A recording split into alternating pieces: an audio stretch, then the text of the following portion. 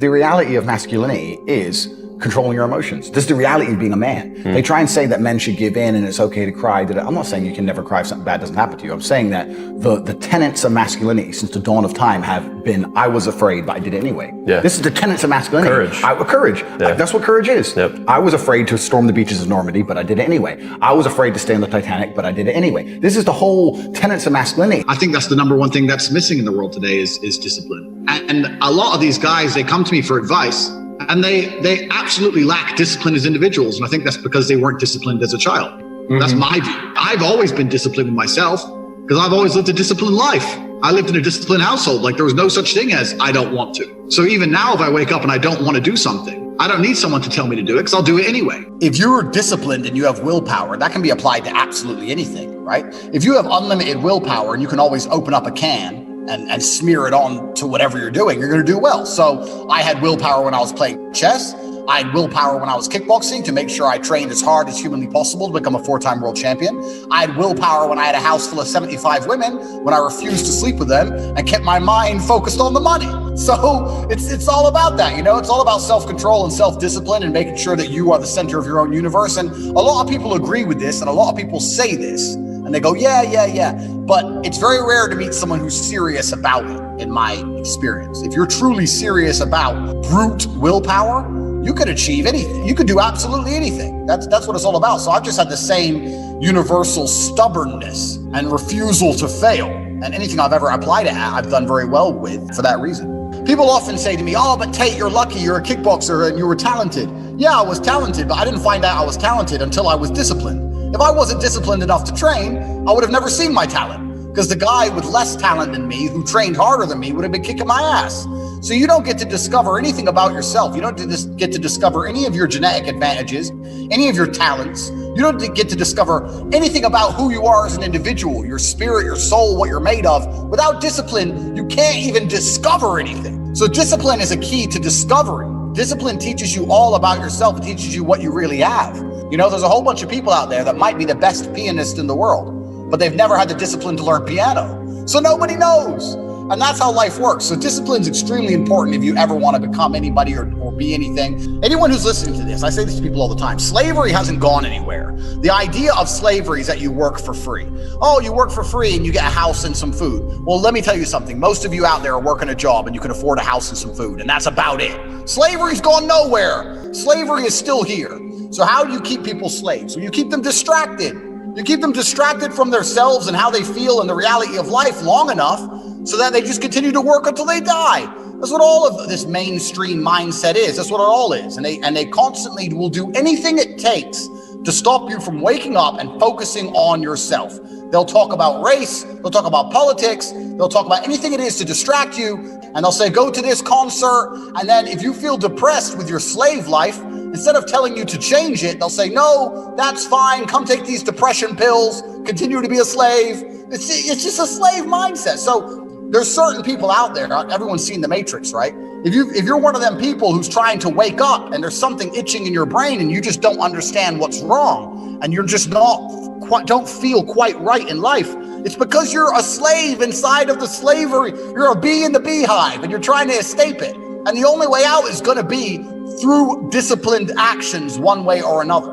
The biggest question I get asked all the time is, hey, I lack motivation. And it's an annoying question to me because so do I sometimes. I don't always feel motivated to go to the gym. I don't always feel motivated to work. I don't always feel motivated to do what I need to do, but I do it anyway. It's called discipline. Yeah. And if you're going to wake up every day and lack the motivation to do what should be done and compete against people who will do it irregardless of how they feel, you're going to perpetually and forever lose. In fact, it makes you a child to even wake up and say, when you're asking someone for motivation, what you're effectively doing is saying, make me want to do it. Please make me want to do it. I don't want to do it. Make me want to.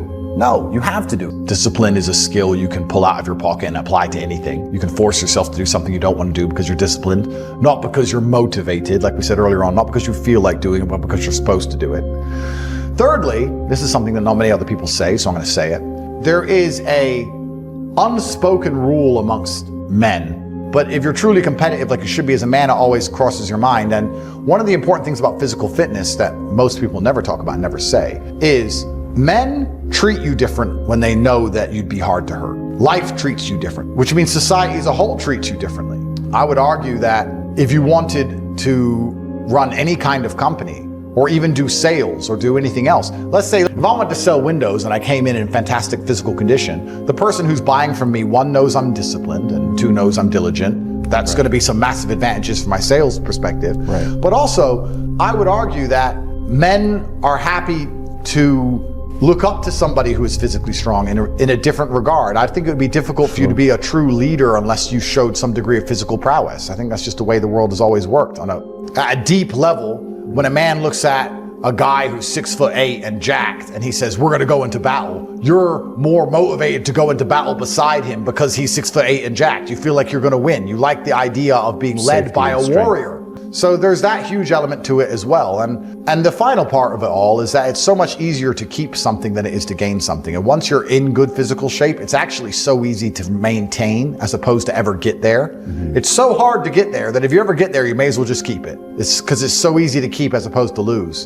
And I think it's in today's world, it's also a huge status symbol because we live in a world now where most things can be bought. You can buy Instagram followers and you can hire a Lambo and you can buy a hot chick to stand next to you, but you can't yet buy perfect physical conditioning. That is showing the world that you did it. So for all the people who listen, want a personal brand, okay, go do something extremely difficult and tell them about it and tell them what you learned and prove you did it, and then do something else and continue to compound all those difficult things in your life until you become a better version of yourself, which makes you more competent, which also amplifies your success, and everything works together, and before you know it, you have a huge personal brand. But if you don't suffer, if you don't go through pain, I don't know how you're even gonna have one anymore. People say, hey man, you need to find what you're passionate about and do that. And what they're trying to say is only do what you like because you have no motivation to do anything else. And motivation in and of itself is a scam. I don't believe in motivation. I believe in discipline. I am not motivated to do the things I'm supposed to do every day. I don't wake up full of like joy that I have to go to the gym or that I have to work or gotta deal with crap. I don't feel motivated to do them. I'm disciplined. I do them regardless of how I feel. Whether I'm in the mood to do it or I'm not in the mood to do it, it gets done. That's discipline. Discipline's a real thing. Motivation is fleeting. You're never going to be permanently motivated. So when someone comes along and says, oh, do what you're passionate about, what they're saying is you'll have endless motivation and then you'll be able to try hard. If you're the kind of person who can only try hard at something he enjoys, then you're going to fail. Because most things you enjoy don't pay any money. If they paid money, you wouldn't enjoy them. The problem is as well, it's difficult because the way that humans work and the way that we've evolved as a species is that we don't really learn lessons unless they're learned the hard way. I believe that unless a lesson has taught the hard way, you're not going to learn it. You can have so many near misses and people won't learn their lesson. Bro, you must know a guy who goes out there, nearly crashes his car, nearly crashes his car, nearly crashes his car, doesn't slow his ass down till he wrecks it. Like, this is how people are, right? So you need that pain for the lesson to sting enough to really genuinely go inside of your mind. And it's the same with everything. It's the same with driving a car or business. Truthfully, if you want to learn a lesson about business, you're going to have to suffer at some point, right? So we always say that most people are not successful with their first companies, X, Y, Z, blah, blah, blah. I get that. The truth is there's a lot of people who make a lot of money with their first company, but they just spunk it, act an idiot, and it all blows up in their face. And that's how you get the discipline on your fourth company that when you have 3 million in the bank, you just leave it there, you know? And don't be done with it. So you need to go through some pain. You need to experience some negative things. You need to have to a degree some trauma to really even learn any lessons. But let me make something clear to you. The world is not a perfect place. And the fact that you don't have the mindset that you don't want to get out there and work is a you problem. Because there are people who do have that mindset and they're going to beat you no matter what system you implement. No matter what you do, they're going to win because they want to win and you don't. What do you expect a government to do about that fact? That some people are hardworking, industrious, perspicacious, indefatigable, and they're going to do anything it takes to pull it off, and some people don't want to. What do you expect a government to do besides convince all of the hard workers, which by the way keep the entire country functioning, to leave and go somewhere else? You can't legislate the fact that some people are better than others. Sorry, bottom line, you can't legislate that. Some people are just better at working than other people. That's how it is. You're going to get exactly what you deserve in this life. So I agree. There are some people who go, not all of us want to be hustlers. Not all of us want to be entrepreneurs. Some of us just want a comfortable life. That's fine. Not everyone's a murderer, but some people are. Welcome to Earth. What do you want to do? Sit here and say, I should be able to walk around outside and wear a diamond watch with $10 million in cash and no one should rob me. Yeah, sure. You're right. They shouldn't, but they will. I think the answer I have for my children, for my sons at least, is just to keep them so ridiculously disciplined and so busy with fighting and doing important things that they can't be distracted too heavily by the insanity. If you leave them alone with these algorithms, I think it's going to go wrong. So I'm going to make sure they're in practice all day, every day. And perhaps I can't completely beat the invasiveness of the insanity, but I like to think I can keep it at bay with the brutal realities of hard work and punches in the face. So that's going to be my plan. That's what I'm going to try and do. And I think it's much better to just adopt a very disciplined, stoic mindset. I'm always the same base level of happy regardless. If I lost all of my money today, I would be the same happy. If my net worth quadrupled, I'd be the same happiness. Yeah.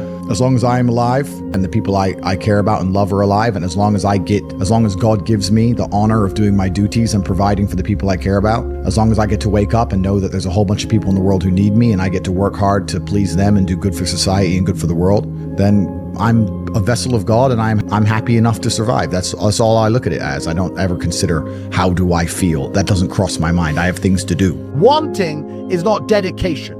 Dedication is action. It doesn't matter. Everyone wants shit. I'm tired of hearing what people want. When you dedicate yourself to something, only then will God give it to you. So unless you hate being broke, you'll never be rich. And I'll tell you why. Because poor people will say, man, I really want to be rich. Are you dedicated? Yeah, I'm dedicated. And then for 3 days, they'll try. But the majority of the time, they're actually happy being broke. They're happy playing a video game, eating some ramen, and sitting around with their friends. So they only feel temporarily motivated to escape the trap. But most of the time, they're happy to be exactly where they are, which is why they'll stay exactly where they are. They don't hate being broke. When I was broke, I couldn't fucking sleep. I couldn't sleep. I had permanent insomnia when I was poor. I was like, there must be a way. I'm missing something. So unless you hate being poor, you're not going to love being rich enough to ever get there. And this is extremely important. As a man, if you want to love anything, if you want to even be able to show love to the world, you need to be extremely capable of so many things. If you're an incapable man, your love has no value. Why, when a little loser with no money tells a girl, I love you, why doesn't she care? Because it doesn't mean anything. Because even if you love her, if she needs a hospital bill paid, you can't pay it. Even if you love her, if she needs defending on the street, you can't defend her. Even if you love her, if she needs her problems fixed, you can't fix them. So your love means nothing. So that's why she doesn't give a fuck when you say it. When the big, strong, rich, important billionaire says he loves her, it matters because his love can be exchanged for goods and services and provision and protection. So if you're a man and you say, oh yeah, I love my family, but you're not rich, not really. Because if you really loved them, you'd be trying your very fucking best to be as capable as possible of taking care of them. Saying you love your family, but you can't afford the big hospital bill that inevitably is going to come, doesn't mean you love them very much to me. Because if you love them, you'd be working your ass off. You love your family, but you're broke playing video games. You don't love them. You're not allowed to love things as a man unless you have things. Your love means nothing unless you're rich. So if you want to tell a woman you love her and see her eyes light up, if you want to tell your parents you love them and then be able to relax in old age, if you want to tell your friends you love them and know that they're prepared to die beside you, all of that's going to happen when you get big, strong, and rich. Because your friends are going to say he'll fight beside me. Your woman's going to say he could take care of me. And your parents are going to know that they have hospital treatments until their dying days. So why do people choose a loser option? Because they're fucking cowards. Because they don't want to dedicate them. Because they lack motivation. You lack motivation. The Matrix is trying to enslave you and your entire fucking bloodline. They intend on putting you and all of your children into fucking work camps. And you're not motivated? You're not motivated while they lie to you on the mainstream media, assassinate anyone who tries to stick up for you? Oh, I just don't feel like working. Then fucking lose. But if you're a winner, then you need to wake up and realize that you are judged purely and only on your competency and capability. That's how I judge people. I don't have useless friends. I don't have a single useless friend. My friends are useful people. Everyone I know is good at something. I don't know a single fucking useless motherfucker. I don't have those friends around me who are just funny guys because I don't need comedians. I don't need jesters. And that's extremely important to have as a man. People ask, what's the secret to networking? It's very easy. Become useful. Useful people like useful people. They don't like people who extract value and have no value to give, that's for sure. So as a man, you're sitting here, all these words, love, loyalty, all of these things, it doesn't matter. It all comes down to capability as a man. That's the bottom line of all things. And everyone's saying, well, why are they attacking Andrew for just telling the truth and making me go to the gym? Because when you have these things, when you have accountability and discipline and personal responsibility, you have a barrier, you have a parameter, you have a no, you have a limit. They don't want you to have a limit. None of the men are allowed limits. We must accept whatever we are given from our relationship with our woman, from the government, from our job. We're just the slaves. We're the backbone of the tax bracket. We just have to shut up and pay our taxes. As soon as we have limits, they have a problem. So I learned how to become self-disciplined and become self-motivated and work hard. And I learned how to face adversity and find strength within myself I didn't know I had. And you cannot replicate that by reading pages of a book. And that takes practice and discipline and motivation. And you need to fail a few times. You need to get up. And like I said earlier, when I learned my entire mindset, that's how it comes down to. And when people say, oh, I have confidence issues, usually I can look them up and down and say, yeah, if I was you, I would completely and utterly struggle with confidence issues, because the world is competitive and there's men like me on the planet and friends like mine on the planet, and you're competing against us for money, for girls, for status, for resource, and you're going to be destroyed and decimated the entire time. So of course you have confidence issues when you can be annihilated in real time by the competitor. Why wouldn't you have confidence issues? You'd be psychopathic not to. So I do believe that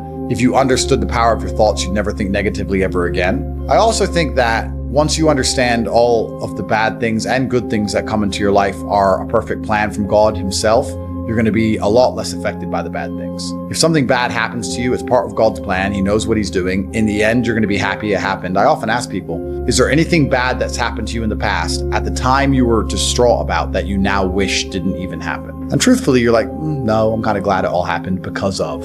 So if you understand you're always going to get there eventually, why be upset about it now, right? If you know in a year from now you'll be glad it happened, why be upset about it happening now? You have to be cerebral enough about things. And I think if you take these approaches, if you take the approach of manifesting what you want so you're constantly motivated and understanding all the bad things that happen to you are just a lesson and one day you're going to get over it, it's pretty easy to be a happy, contented, balanced person. I don't think there's any serious magic to happiness. I think it's a choice and it's pretty easy to do. I think the unhappiest people in the world don't have any struggle at all. You often find that people who are struggling but know exactly what they're supposed to do, if they're getting up every day and they're grinding and they're working hard and they don't have what they want yet, but they believe they're going to get it and they're trying their very best and they're dedicating themselves, they're very happy. Perhaps the people who are born with a trust fund and unlimited money and have no struggles in their life and they have no objectives to try and conquer are truly the miserable ones. Perhaps we're built for struggle. Perhaps the human mind and soul and spirit is built to struggle. Perhaps we're built to suffer. I know me as a man, I'm happiest when I suffer. Would you play a video game if it was easy? If you could never die? I mean, cheats get boring pretty quick.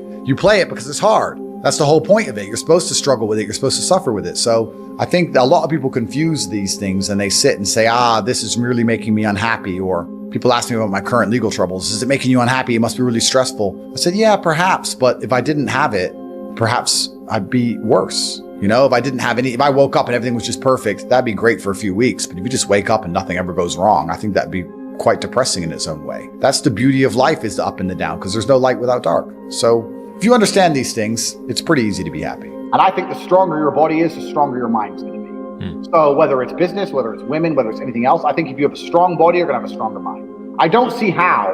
There's two reasons for that. One, because creating a strong body takes discipline, so it trains your mind. And two, how can you have a strong body that's so resilient and have a weak mind? I mean, maybe you do. I've known a bunch of dudes who do a bunch of steroids and they cheat their way to the top. But I'm talking about if you do it legit like I did. I've never taken a steroid in my life, never cheated. I just fucking trained hard. If you train hard, you're going to learn discipline. And discipline's always going to help you. And I believe that the link between the two is strong. I think a strong body is a strong mind. I don't think there's anything wrong with a man exercising up until the age he dies. Why wouldn't he? I think that the bottom line of masculinity since the dawn of human time has been a propensity and a capability for violence. I think that's what makes a man a man. I don't see any possible negative connotation with being in good physical shape. I think that's a fantastic way to show discipline, which is very important in any man who's important, especially a world leader. In fact, I love the idea of an elected world leader being in fantastic physical shape. I think it shows that they're a motivated, disciplined person, and I have a lot of respect for him for that. And I think that in the military, we make it mandatory, right, to be in fantastic physical condition. Yes. So why wouldn't we have it mandatory for people who are in charge of the entire world? I think it's fantastic. I'd love to go gym. I just need motivation. Motivation isn't real. I don't feel motivated. I just have to do it, so I do it. Discipline is real. There's no such thing as motivation. You're never motivated at 4 o'clock in the fucking morning. It's cold.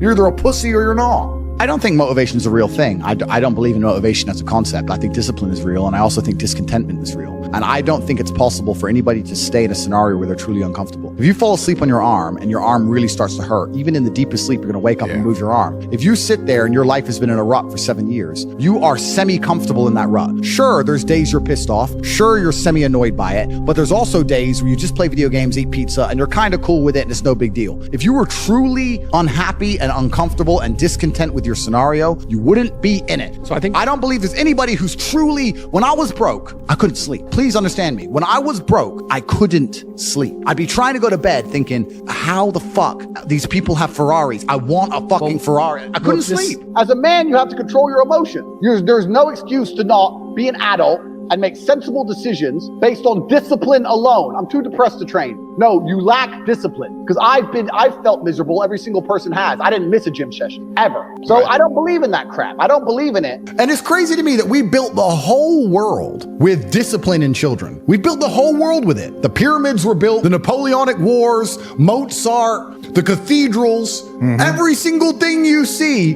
that was created less than 30 years ago, more than 30 years ago, was created with discipline in children. And now we're coming along saying, oh, you can't discipline a child. Oh, no. And I try and teach young men to be disciplined and stoic and work hard and explain to them that nothing good is going to come from life unless they dedicate themselves. Then anybody who is a fan of mine will feel better and act better.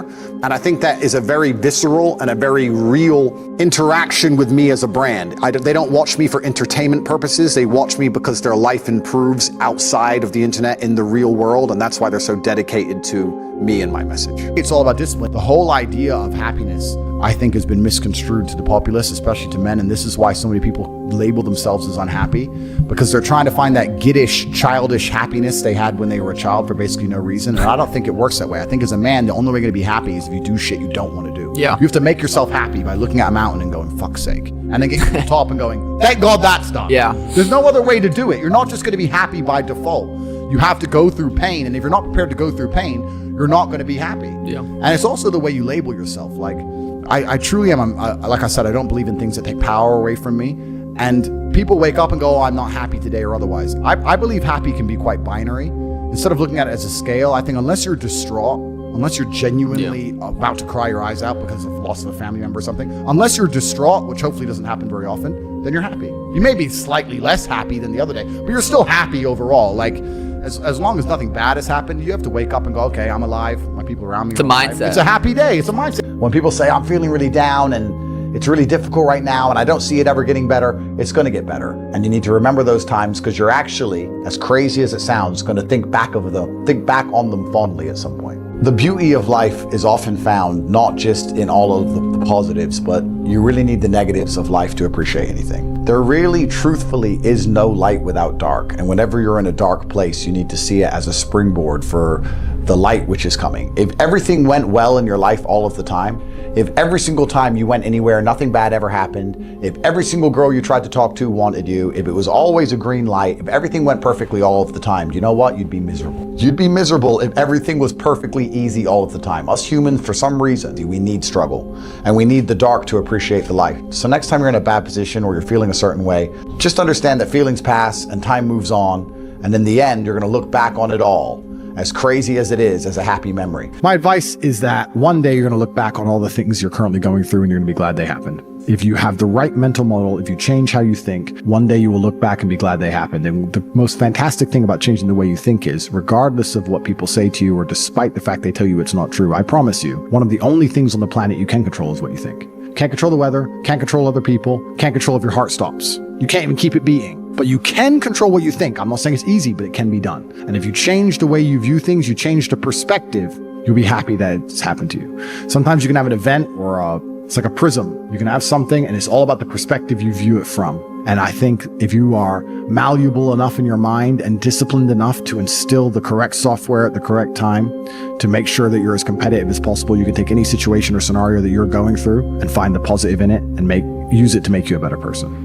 You have to really understand why you're trying to be so successful as a man. I think all of us as men, if we're honest with ourselves, are driven by this huge sense of ego. I think that we want to feel important and we want others to see us as important. And I think if you use that energy in the correct direction, it can actually be an extremely powerful thing. I don't think there's anything wrong with saying, I want everyone to view me as a competent, important, smart, successful man. I think that's a great thing. But then you get to a point and you have to really work out, what did you want all of the success for? Did you really want the cars? Did you really want all the women? But did you really want all of these things? Or what is going to be the end goal of all of this success? And I think that's why it's so important at a certain level, a certain amount of money, certainly a certain age, that you do have a family, because it grinds you. It grounds you, and it says to you, it reminds you what's actually important in the world. And you go, you know what? The best thing about having all of this money is that I get to take care of my family. Because our job as men is to suffer all the time and be basically miserable. That's our job. And to get enough money so that we can make our kids and our women happy. You get to smile. You get to be happy. You get joy. Because women don't go out in the world and carve their own path. Men do. We go out there and struggle and we carve our own paths, and perhaps we'll find something in the middle because through personal experience, we've done enough crazy things to come up with some strange or different conclusion. Right. Women don't do that. Which means that men have an obligation, if you want to destroy the matrix and you want to protect the women, is to make it clear to them that they're being lied to all of the time. I'm not saying don't respect your wife. I'm not saying don't have a relationship with your wife. I'm not saying don't love your wife. I'm not saying any of those things. Yeah. What I'm saying is that you're the man of the fucking house, and that your power as a man is going to be amplified by the other men you know, and that you should be part of a clan or an army that makes you as powerful as possible, and that is man's business. And she is benefiting from all of that. She gets financial protection, she gets physical protection, she gets a whole bunch of benefits from you being a man with your guys doing your man things. She ain't in charge of you. It's not her business to tell you how the world works, because she doesn't fucking know. And it's not her business to tell you how to be a man either. It's her business to have a kid and be happy and be safe and be rich and make you smile, and that's her job.